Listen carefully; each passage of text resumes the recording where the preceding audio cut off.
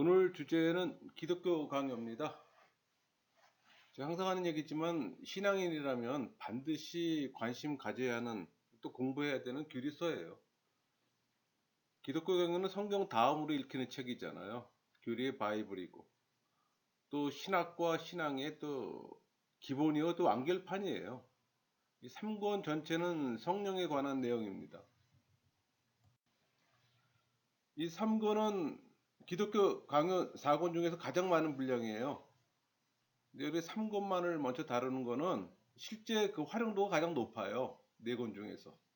그래서 이걸 먼저 다룬 다음에 다음 건 나중에 다루는 걸로. 그 오늘은 저기 5장 보속설 면죄부 연옥, 그 다음 6장의 그리스도인의 삶, 7장의 자기 부정, 이 부분만을 좀 다루고자 합니다. 1항 로마 교회의 면죄부와 그 해독. 여러분 이 보속의 교리, 이 보속은 제가 만족이라고 말씀드렸죠. 이 보속의 교리에서 면죄부가 생겨났어요. 또 보속은 또 면죄부예요. 그러니까는 면죄부는 그리스도와 그 순교자들의 공로의 분배라고 정의합니다. 그러니까 교황이 그 교소에 의해서 그 공로를 분배한다고 얘기하는 거예요. 그러니까 면죄부가 오랫동안 공격받지 않고 무제한의 그 방자와 난무를 그 감행하면서도 오랫동안 심판을 받지 않았다는 것은 사람들이 수백 년 동안 암흑 속에 빠졌다는 걸 증명하는 얘기예요. 2항 면죄부는 성경에 배치된다. 그 완전한 면죄부와 일정 기한의 면죄부는 교황이 발부해요. 이 100일간의 면죄부는 추기경이, 또 40일간의 면죄부는 주교들이 발부를 합니다. 이 면죄부는 순교자들의 그 피가 죄에 대한 보속이 된다고 주장하는 거예요. 그러니까 사도 바울은 고린도 신자들에게 그리스도만이 십자가에서 그들을 위해 죽으셨다고 또 선언하며 증거하잖아요. 그게 고린도전서 1장 13절. 그리스도께서 어찌 나뉘었느냐? 바울이 너희를 위하여 십자가에 못 박혔으며 바울의 이름으로 너희가 세례를 받았느냐? 그러니까 면죄부는 바울과 성경의 사람들이 우리를 위해 죽었다고 선언합니다.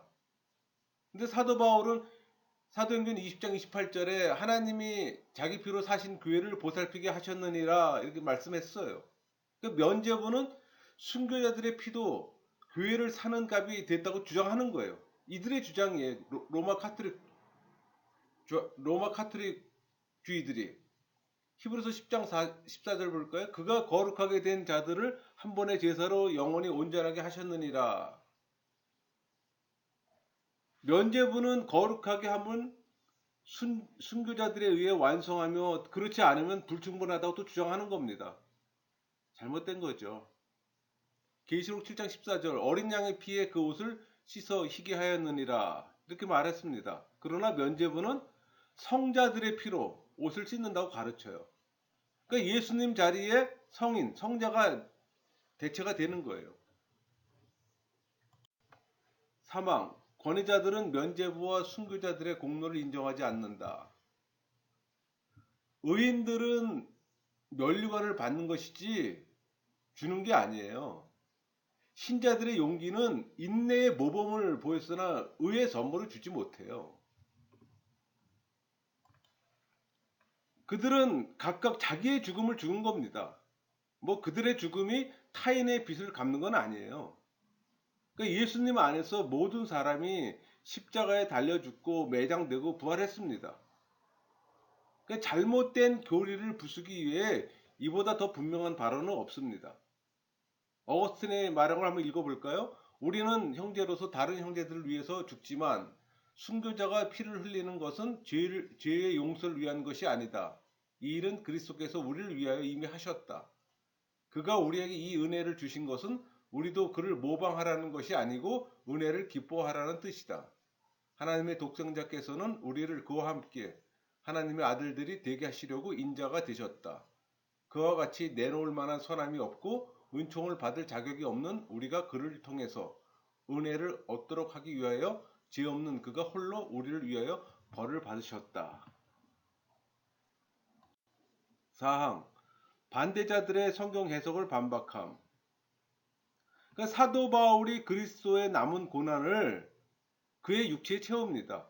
그게 골로새서 1장 24절 말씀이잖아요. 그리스도의 남은 고난을 그의 몸된 교회를 위하여 내 육체에 채우노라.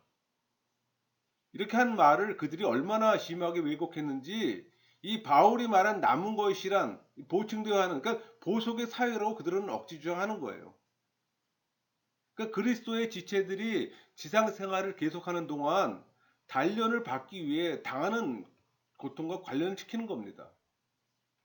여기서 교회, 골로새서 1장 24절에 교회를 위하여, 이 말은 교회의 보속을 위해서라는 뜻이 아니고 교회 발전을 위해서라는 뜻입니다. 그러니까 성경을 자기 마음대로 해석하는 거죠.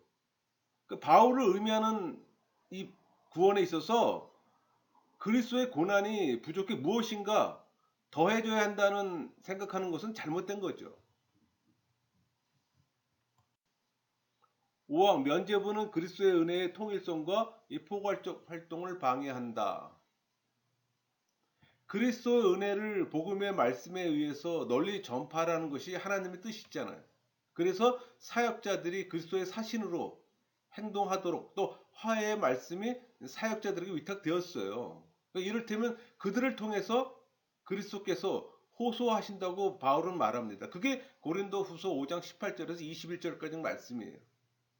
그리고 신자들은 그리스도와의 친교의 가치를 알아요.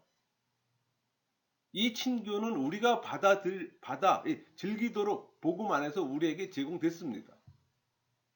정반대로 면죄부는 교황의 창고에서 소량의 은혜를 끄집어내 면죄부에 붙이고 하나님의 말씀에서 은혜를 떼어내는 겁니다. 그러니까 참여자들은 그들에게 부과된 이 무거운 고행에 눌려 도저히 견딜 수가 없기 때문에 교회가 그것을 완화시켜 주기를 바랬어요. 그들에게 허락하는 용서를 이들은 면죄부라고 불렀던 겁니다. 그러나 그들은 면죄 구속 수단으로 변형시켰어요. 이것이 우리가 받아야 할 벌에서 우리를 석방시킨다고 거짓 주장을 하는 겁니다. 6항 연옥설은 논박할 필요가 있다. 연옥. 이 연옥은 그리스도의 십자가를 무효화시키려는 사단의 유엔 가공물이에요. 인간이 만들어냈다는 얘기입니다. 파렴치한 발상으로 성경을 왜곡해요.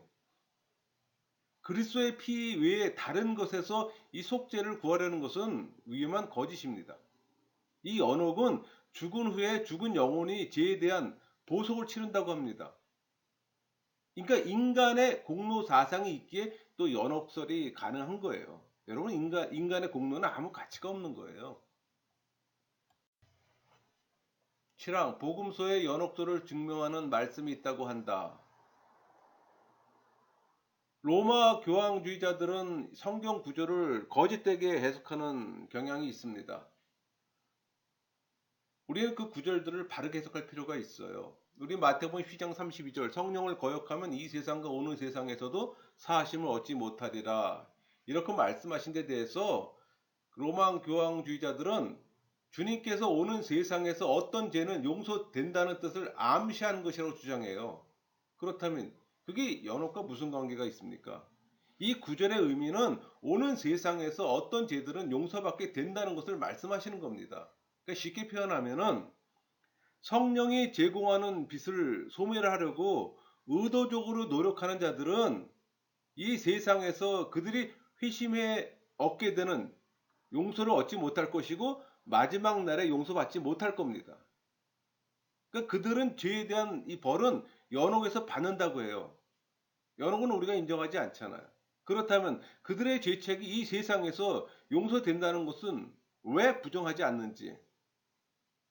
심판날에는 천사들이 그 양과 염소를 구별할 것이고 또 천국에서 모든 죄를 씻어버립니다. 그들은 또 이 마태복음에 있는 비유를 끌어와요. 마태복음 5장 25절 26절 너를 고발하는 자와 함께 길에 있을 때 급히 사화하라. 그 고발하는 자가 너를 재판관에게 내어주고 재판관이 우리에게 옥리에게 내어주어 옥에 가둘까 염려하라. 진실로 네게 이르노니 네가 한 푼이라도 남김이 없이 다 갚기 전에는 결코 거기서 나오지 못하리라. 만약 이 구절에서 재판장은 하나님이고 송사하는 자는 악마, 보호자는 천사요, 감옥은 연옥이라면 그들 주장에 맞겠죠. 그러나 그렇지 않잖아요. 그리스도께서는 제자들에게 공평과 일치를 권하기 위해 공평과 선한 생각으로 행동하지 않고 율법의 문자를 완고하게 요구하는 사람들은 여러 가지 위험과 재난을 자초할 것이라는 것을 보여주려 하신 겁니다. 그렇다면 연옥과 무슨 상관이 있나요? 아무 상관이 없잖아요. 근데 그들은 그렇게 또 인용을 해요. 파랑 빌립보서와 계시록과 마카비 후서에서 우리 빌립보서 2장 10절 볼까요? 하늘에 있는 자들과 땅에 있는 자들과 땅 아래에 있는 자들로 모든 무릎을 예수의 이름에 꿇게 하시고, 그러니까 바울의 말에서 그들은 또 증거를 얻으려고 합니다.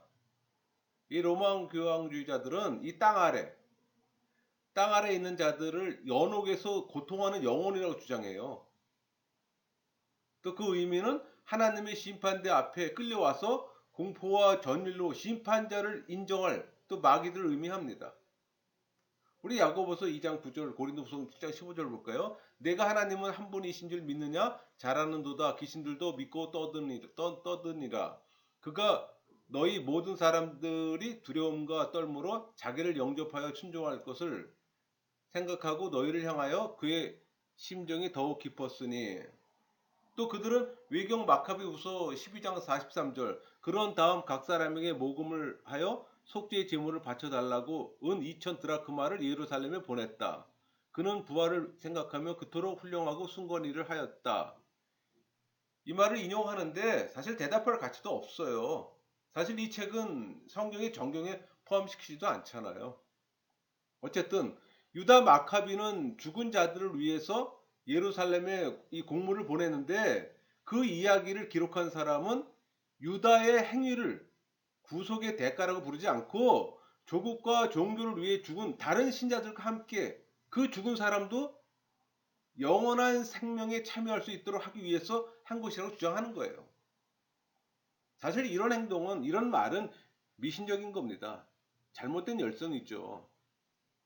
그 옛날 관습을 현재까지 연장하려는 것은 어리석은 자들이 하는 짓이잖아요. 구왕 고린도전서 3장에 있는 결정적인 구절.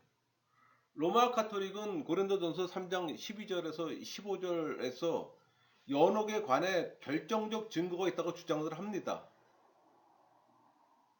읽어볼까요? 만일 누구든지 금이나 은이나 보석이나 나무나 풀이나 집으로 이 터 위에 세우면 각 사람의 공적이 나타날 터인데 그날이 공적을 밝히리니 이는 불로 나타내고 그 불이 각 사람의 공적이 어떠한 것을 시험할 것임이니라.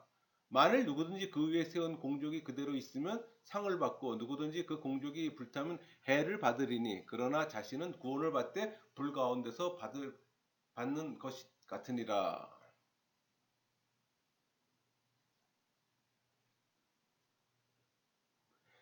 이것이 연옥의 불이기에 더러운 죄를 깨끗이 없애 버릴 수 있다고 주장합니다. 그러나 고대 저술가들 중에 이 불을 환란 또는 십자가를 의미하며 또 주께서는 이것을 통해 그 백성들을 시험하신다고 생각했어요. 이 공상적인 연옥보다 훨씬 더 가능성 있는 해석입니다. 묻고 싶은 것은 모든 사도들과 성자들이 이 연옥의 불을 통과하는가입니다. 그들의 아니라고 만약 대답한다면, 그럼 연옥을 통과하지 않는 자들이 어떻게 일반 신자들에게 무한한 혜택을 준다는 것은 상상하기도 어렵잖아요. 그러니까 어거스틴에 의하면 그들이 성실하게 교회를 건설했다면 그들의 행위들이 불로 시험을 받은 후에 상을 받는다고 얘기합니다. 그러니까 사도 바울이 말하는 이 불은 성령에 의한 시험이 아니고 나무와 풀과 집은 사람의 두뇌로 고안해낸 은유이기에 성령에 의한 시험에 견뎌내지 못하고 즉시 몰락하고 소멸해요. 시팡 초대교회에 호소하는 것도 로마 교회에 도움이 되지 않는다. 이 토마스 아퀴나스, 이거는 뭐 카톨릭의 그 교리의 바이블이죠. 우리 쪽에서는 기독교 칼빈의 기독교 강요와 거의 유사한 수준입니다. 이 토마스 아퀴나스는 이 죽은 사람들을 위한 그 기도의 필요성을 강조해요. 또 이것은 그들이 교회가 지켜온 오래 관습이라고 또 주장하고, 그러니까 사도 바울은 교회를 이 부적당한 기초 위에 세우는 사람은 모두 그 공력을 잃어버릴 거라 선언합니다. 그게 고린도전서 3장 11절에서 15절까지 말씀이에요. 여러분, 죽은 자를 위해 기도하는 것은 과거 1300년 동안 해온 관습이라고 그들은 주장합니다. 그들에게 하나님의 어떤 말씀에 의해서, 어떤 계시에 의해서, 또 어떤 전례에 의해서 그렇게 했느냐고 질문하면 성경에는 그 증거가 없어요. 그들은 인간 본성의 약점에 굴복한 겁니다. 사도 바울이 가르친 것 같이 로마서 14장 23절 믿음을 따라 하지 아니하는 것은 다 죄니라. 신자는 양심의 확신이 없는 일을 해서는 안 됩니다. 특히 기도에서 이 확신이 필요해요. 그러나 그들을 이 강요한 것은 다른 이유였던 것 같아요. 그러니까 그들은 슬픔을 덜어줄 위로가 필요했고, 또 죽은 자들에 대한 자기들의 사랑을 하나님 앞에서 표시하지 않는 것은 몰인정한 것 같이 생각했던 겁니다. 그러나 여러분, 성경에는 이보다 더 훨씬 훌륭하고 완전한 위로가 있잖아요. 우리 계시록 14장 13절 주 안에서 죽는 자들은 복이 있도다. 그들이 수고를 그치고 시인이라. 이런 표현이 있잖아요. 그 인정에 빠져 교회 안에 이 패역한 기도 풍습을 장려한다는 것은 우리에서는 용인할 수가 없죠. 그러니까 성경은 모든 신자가 예언자와 사도와 순교자들과 똑같이 죽은 후에 즉시 복된 휴식을 얻는다고 증거합니다. 그들이 이런 상태에 있다면 우리의 기도는 그들에게 무엇을 줄 수 있을 것인가라고 물을 수 있잖아요. 그러니까 무지를 이용해서 이 비열한 장사를 하며 욕심을 채우고 있는 겁니다. 그런 이야기는 끝이 없어요.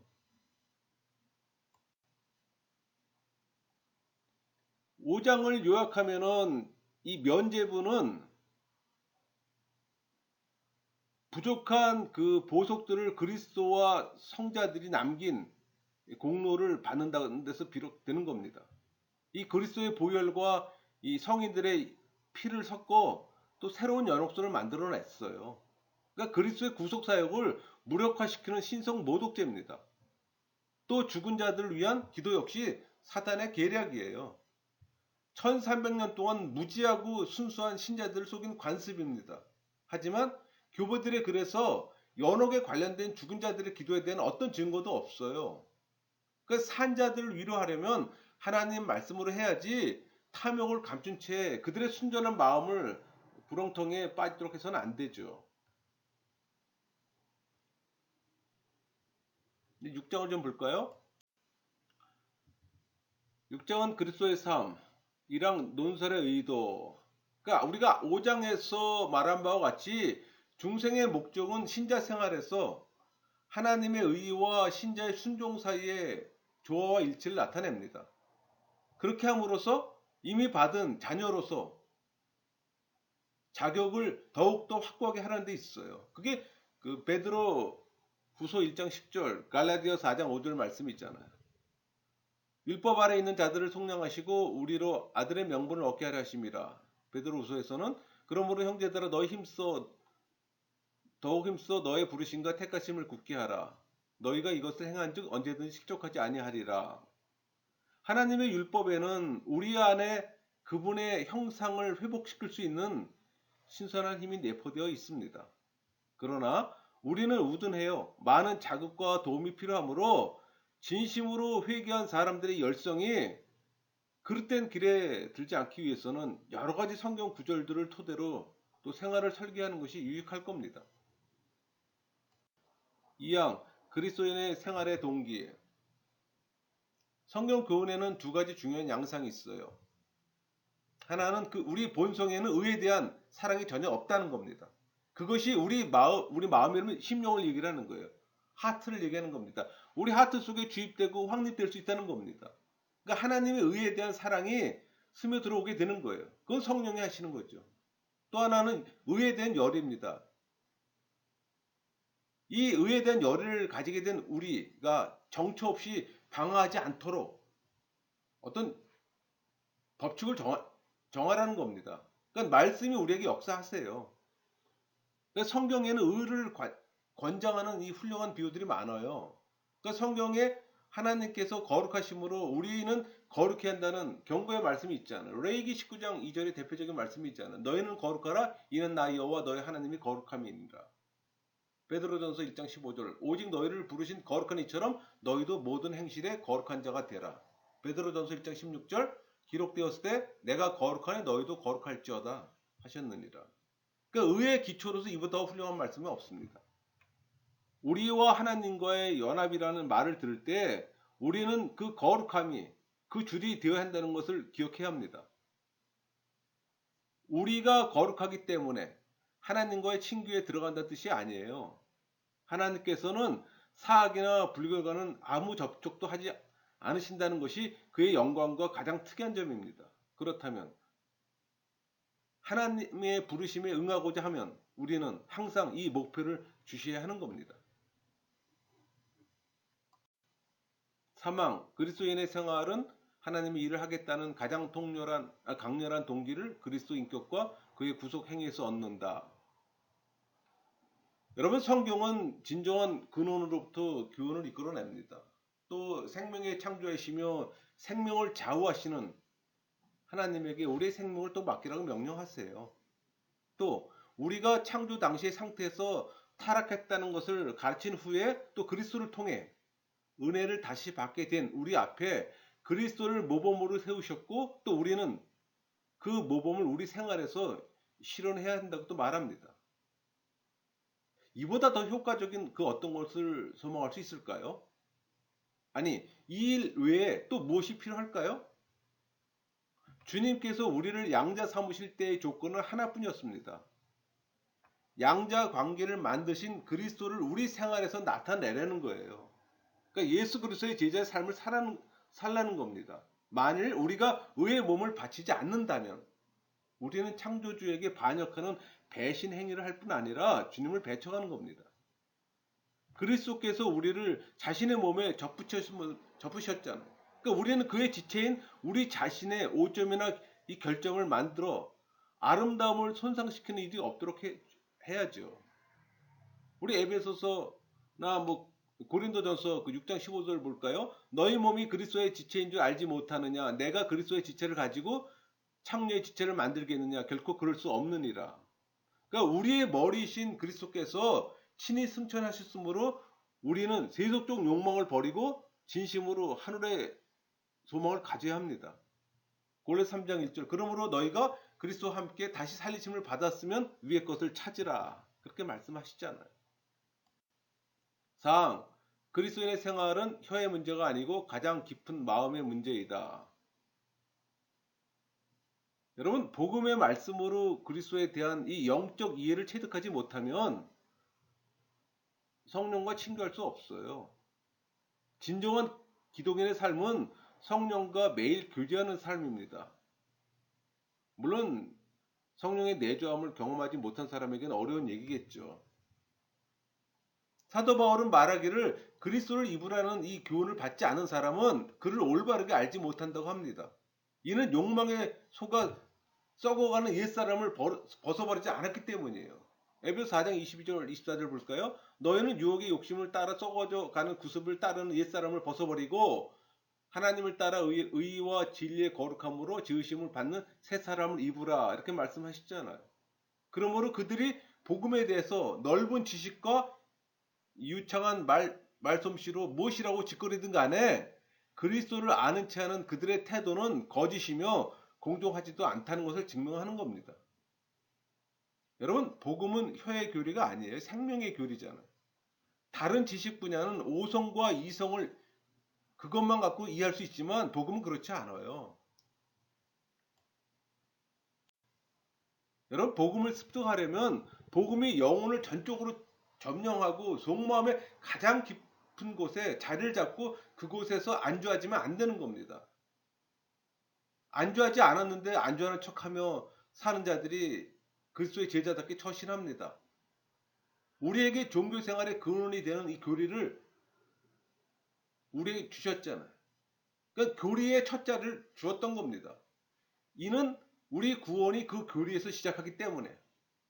그러나 교리가 우리 영혼에 들어가 일상이 되며 또 우리를 개조하고 동화시킴으로써 복음의 결과가 또 나타나도록 해야 합니다. 복음의 효력은 심령 속 가장 깊은 감정에까지 침투해서 영혼 안에 자리 잡고 인간 전체에 영향을 줘요. 그러니까 하나님 말씀이 성령의 역사로 인해 우리 심령 속에 들어오는 겁니다. 철학자들이 하는 충고보다 더 큰 영향을 줘요, 여러분. 그래서 성령 세례를 받아야 되는 겁니다. 성령의 내주하심을 경험해야 되는 겁니다.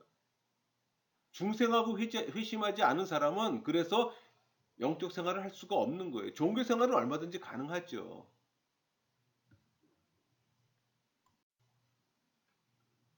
5항 그리스도인의 생활의 불완전과 노력.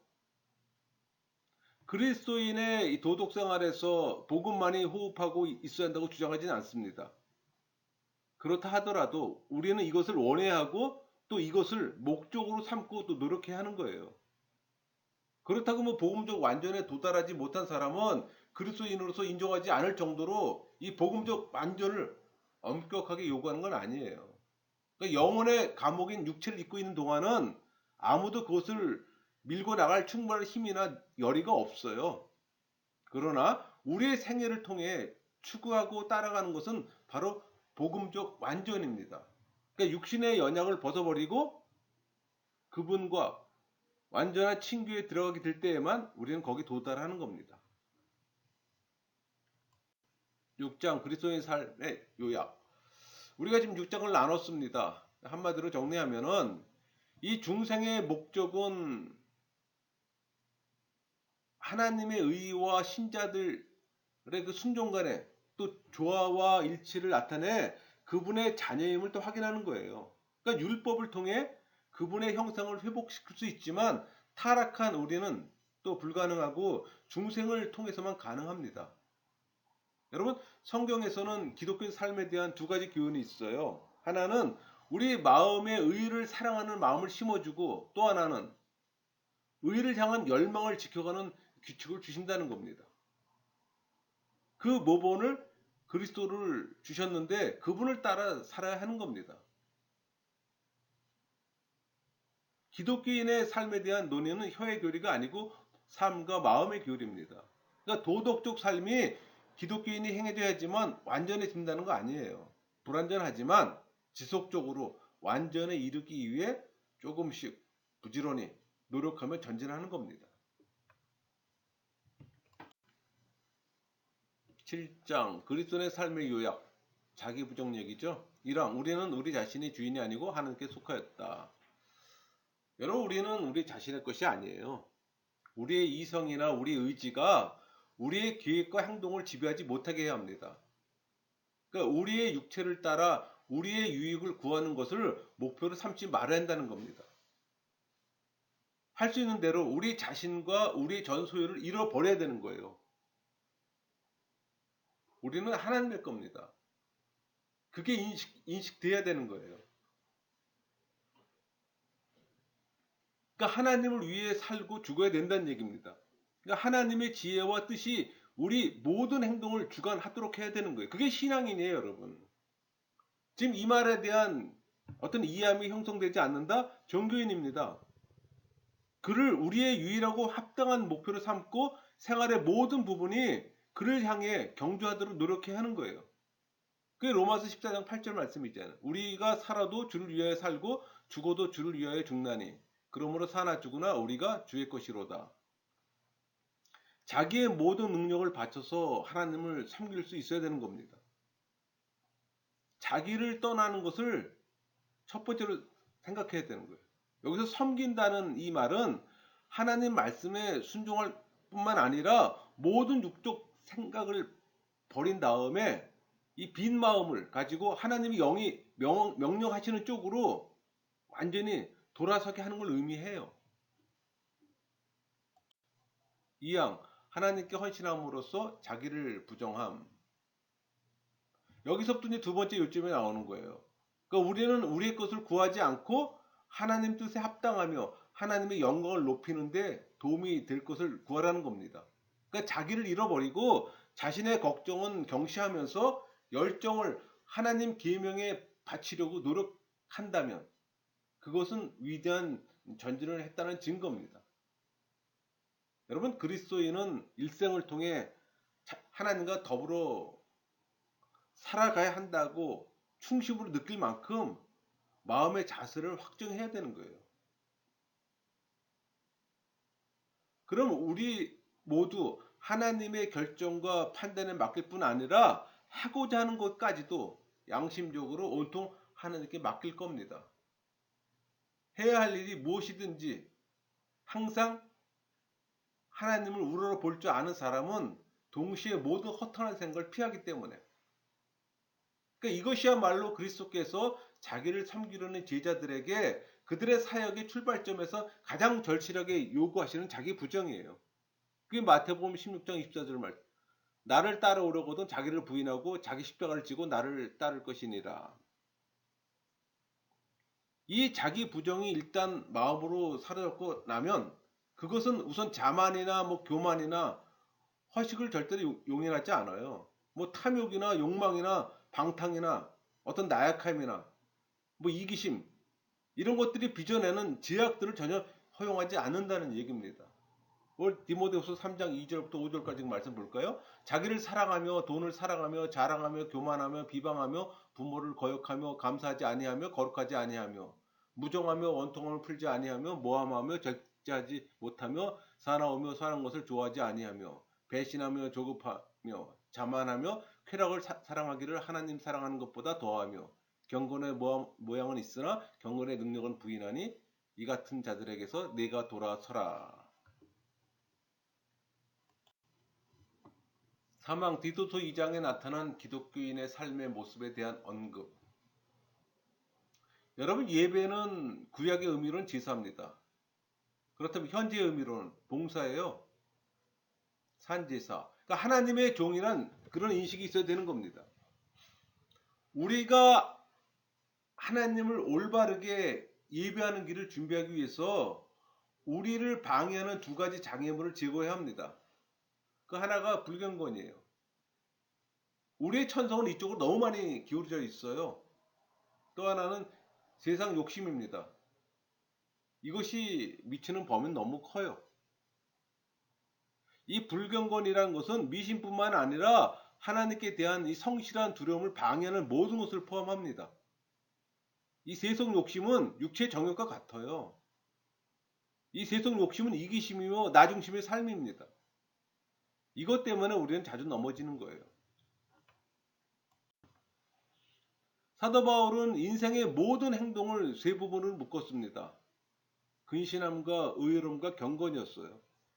그러니까 근신은 정절과 절제뿐만 아니라 세상 재물을 순결하고 검소하게 또 사용하고 빈곤을 참는 것도 의미합니다.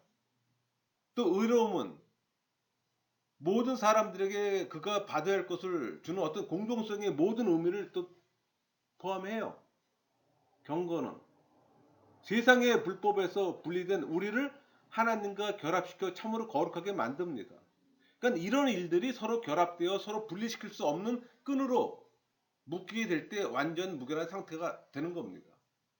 그러나 우리가 육의 이성과 작별하고 우리의 정욕을 제어하며 버린 후일지라도 하나님과 우리의 형제들에게 우리 자신을 바치며 또 세상의 더러움 속에서 천사의 생활을 명상한다는 것은 무엇보다도 어려운 일이에요. 인정합니다. 참으로 우리로 하여금 하늘에 있는 우리의 천국 기업이 없어지지 않도록 이 세상을 나그네같이 살라고 또 가르쳐요. 4. 자기 부인은 이웃에 대한 우리의 태도를 바르게 한다. 자기를 사랑하며 또 자기와 비교해서 타인은 모두 멸시하는 것을 당연시해요. 만일 하나님께서 우리에게 좋은 것을 주시면 우리는 그것을 믿고 마음이 부풀어 올라 또 자만심으로 거의 터질 정도가 됩니다. 우리는 이 내면의 제약들을 사람들에게 숨기려 애써요. 또 사소하고 중요하지 않다는 구실로 자기 만족에 빠지는 또 착각하는 때도 있어요.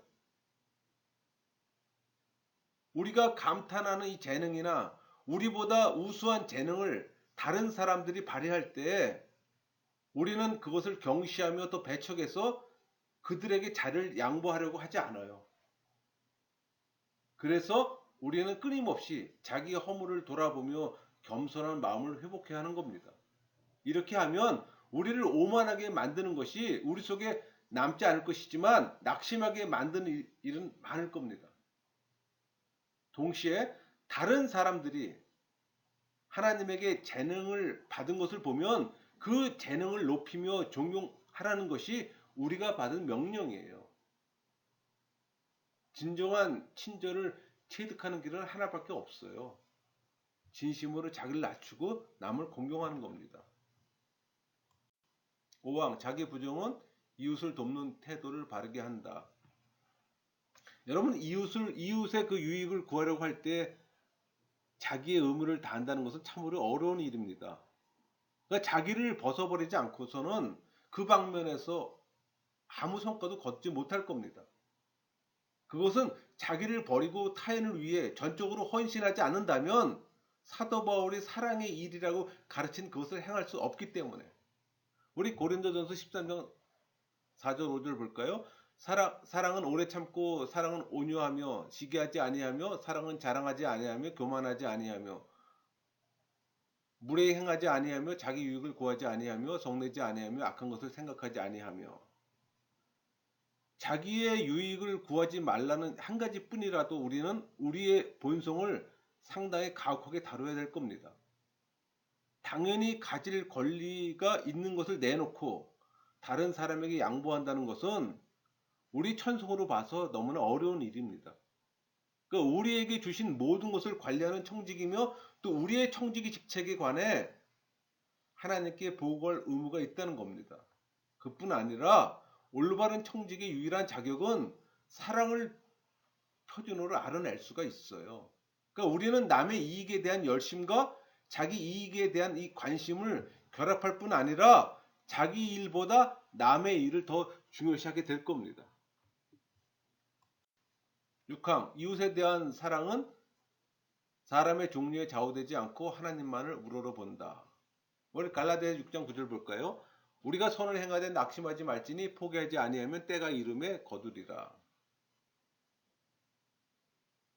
선을 행하다가 낙심하는 것은 피할 수 없는 일이지만 이것을 막기 위해서 우리 고린도전서 13장 4절 사랑은 오래 참고 5절 성내지 아니하며 악한 것을 생각하지 아니하며 그러니까 주님께서는 모든 사람에게 예외 없이 우리 히브리서 13장 16절 오직 선을 행함과 이렇게 명령했어요. 그러나 사람은 그 자신의 공로로 판단한다면 대부분의 힘이 무가치해집니다. 그러나 이 점에서 성경은 최선의 방법을 우리를 도와줘요. 이 성경 말씀에 의하면 사람 자체에 가치가 있다고 생각할 것이 아니라 사람 안에 있는 하나님의 형상을 보며 그 형상에 대해서 경의와 사랑을 표시하라고 합니다. 특히 갈라디아 6장 10절 모든 이에게 착한 일을 하되 더욱 믿음의 가정들에게 할지니라. 그리스도의 영을 통해 중생하고 회복된 하나님의 형상을 보도록 더 주의해야 하는 겁니다. 그러므로 우리의 도움을 받을 필요가 있는 사람을 만날 때 그가 어떤 사람이든 간에 우리에게는 그를 돕지 않을 이유가 없는 겁니다. 7항 보이는 사랑만으로는 부족하고 중요한 것은 의향이다. 여러분 제 억제하기 또는 자기 부정은 우리가 사랑의 의무를 수행할 때 일어납니다. 그런데 이 사랑의 의무를 다 실행하고 하나도 빠뜨린 것이 없다고 하더라도 진심으로 사랑하는 이 마음으로 하는 사람이어야 그것을 수행했다고 할 수가 있어요. 그러니까 외적으로는 모든 의무를 완전히 이행하면서도 진정한 의무 이행과는 거리가 먼 사람일 수 있기 때문에 8항 하나님께 대한 자기 부정은 그의 뜻에 대한 헌신이다. 여러분 자기 부정의 가장 중요한 부분은 우리 마음을 동정하고 또 관대하게 만드는 이 경로를 알리는 것으로 충분할 겁니다. 우선 우리가 현재 생활에서 이 평안과 평온을 얻으려면 우리 자신과 우리 모든 소유를 주님의 뜻에 맡기어요. 그러니까 우리 마음의 소원을 주님에게 이임해서 길들이며 복종시키도록 하라고 성경은 권고하고 있어요. 그러니까 재산과 명예를 탐하며 권력을 추구하고 또 재물을 쌓고 호화롭게 사치생활에서 우리의 욕망은 끊임이 없습니다. 그렇게 하고 싶지 않아요. 그와 반대로 가난한 살림과 낮은 처지를 우리는 또 무서워하고 피합니다. 어떻게 해서든지 이런 상태에서 빠져나가도록 우리를 자극해요. 또 자극을 받고. 따라서 자신의 계획에 따라 생활을 정리하려고 하는 사람들이 모두 얼마나 불안한 마음을 가지고 있는가를 우리는 너무나 잘 알아요. 그들은 야심이나 탐욕의 목표에 도달하며 또 한편으로는 빈곤과 비천을 피하라고 또 교모하게 노력해서 또 지칠 정도로 또 피곤해 있어요. 그러니까 이런 함정에 빠지지 않기 위해서 경건한 사람들이 취할 길이 있습니다. 주님께서 주시는 복을 기대 않고 다른 세상 방법으로 번영하겠다는 욕망이나 계획을 갖지 말아야 하는 겁니다. 안심과 확신을 갖고 주님께서 주시는 복에 몸을 맡기며 거기서 안식을 얻어야 하는 거예요. 샬롬의 상태를 갈구하는 겁니다. 그러니까 육체의 노력이나 근면에 의해서 또는 사람들의 호의를 통해 부귀를 구할 때 이 모든 것은 아무것도 아니라는 겁니다. 그러니까 우리의 재주나 수고도 주님께서 돕지 않으면 아무런 유익이 없을 겁니다. 그러나 만일 주님의 축복이 있기만 하면 모든 장애물에도 불구하고 모든 일이 우리에게 유리하고 기쁜 결과가 될 겁니다. 그러니까 주님의 축복이 전혀 없어도 우리는 어느 정도의 영광과 재산을 얻을 수가 있어요. 인정합니다. 사악한 자가 굉장한 재산과 명예를 쌓아 올리는 것을 우리 쉽게 보지 않아요. 그러나 하나님의 저주를 받은 사람은 티끌만한 샬롬을 맛보지 못합니다. 그러므로 하나님이 주시는 복이 아니면 우리가 얻는 것은 모두 우리의 불행이 되고 말 겁니다. 우리는 결코 사람을 더 불행하게 만드는 것을 얻으려는 욕망을 품어서는 안 된다는 거예요. 구왕 하나님이 주시는 복만을 의지하라. 일이 잘 되고 좋은 결과가 나타나려면 그것을 위한 모든 수단은 하나님이 내려주시는 복만을 토대로 삼아야 하는 겁니다. 이 복이 없으면 불행과 재난이 우리를 괴롭혀요.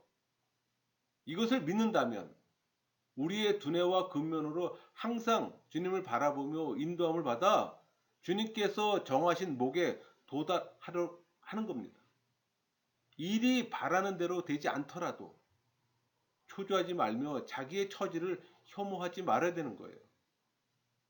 하나님께서는 주시는 복만 의지하는 사람은 불신자들이 미친 듯이 구하는 것을 얻기 위해서 악한 수책을 쓰는 일이 없을 겁니다.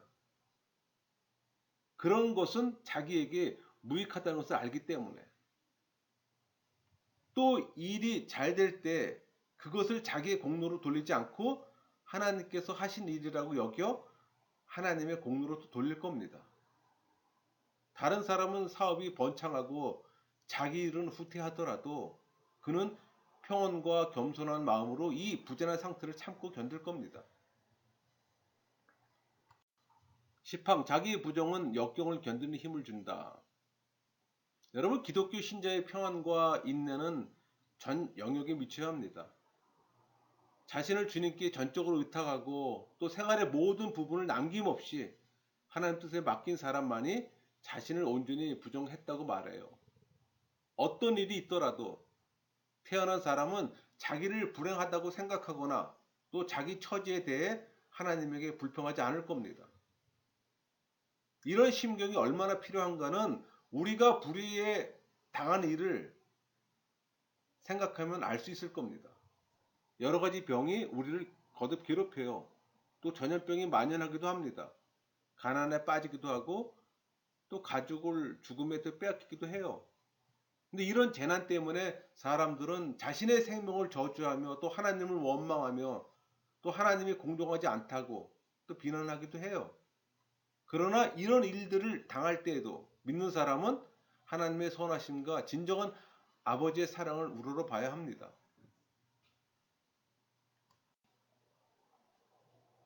실장 그리스도 삶의 자기 부정을 요약하면은 기독교 신자들의 구체적 삶에서 주인은 하나님뿐입니다. 또 우리는 그분의 것임을 잊어서는 안 되고, 그러니까 하나님께 헌신하면서 자신을 부정하고 그분의 뜻을 따라하는 겁니다. 또 그러기 위해서 이 세상을 본받지 말고 그분의 형상을 향해 또 부지런히 나가야 하는 거고. 여러분, 기독교 신자들의 삶을 결정짓는 단어는 자기 부인입니다. 또 불경건과 세속적 욕심을 제거해야 하고, 이 자기 부정은 이웃과 하나님과 관련해 생각해야 하는 겁니다. 그러니까 하나님이 허락하시는 방법으로 부와 평안을 누려야 하는 거예요. 악인의 형통을 보고 마음 아파하지만 고통 속에서 그분이 주신 평강으로 또 경건한 자들은 행복을 누립니다. 그분이 허락하시는 방법으로 부와 권력을 누려야지, 그렇지 않으면 일시적인 안락만을 누릴 뿐 패망에 이르게 되는 거예요. 이렇게 해서 마쳤는데요. 저희가 다음 강의에서는 그 8장, 9장, 10장, 자기 부정과 십자가, 넷에 대한 묵상, 현재의 삶과 올바른 삶이라는 주제로 나누고자 합니다. 오늘 강의를 마치도록 하겠습니다.